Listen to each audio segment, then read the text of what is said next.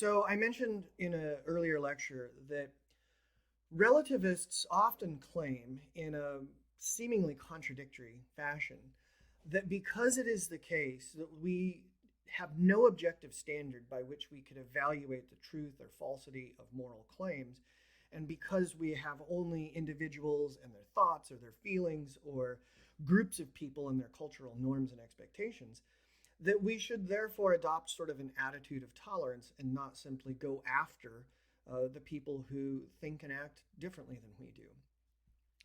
Um, if that's the case, then we're going to be tolerating some pretty horrific things in the name of tolerance, in the name of diversity. For example, I mentioned in the earlier lecture the child brides in America. Well, there are still child brides. This is a phenomenon that still occurs in various places all around the world. You're probably familiar with the practice of female genital mutilation. And so these controversies come up when you have families that emigrate to America or to Canada, and they want to continue this practice of female genital mutilations because it's a part of their cultural identity. And so then things really come to a head for the cultural relativists, because this is not an accepted practice in mainstream American or Canadian culture.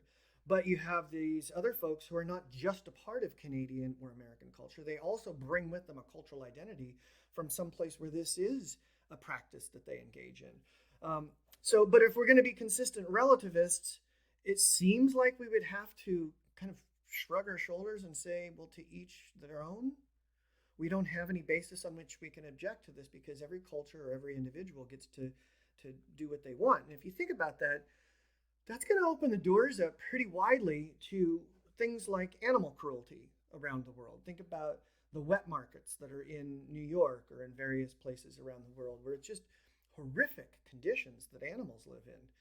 Well, if relativism is right, we don't really have any firm footing on which to stand and make an objection, because we can't say much other than I don't like that, or that's not the way we do things in our culture. And of course, you can think about all kinds of implications for children here, right? So in cultures that engage, for example, in child sacrifice, they just roll differently than we do?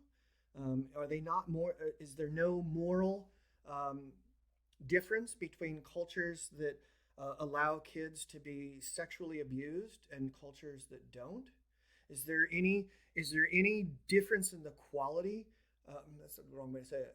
When somebody comes forward and says, "Hey, I think dogfighting is perfectly morally permissible," to bet on dog fights where dogs fight to the death, and somebody else says, "Well, I think dog fights are morally impermissible."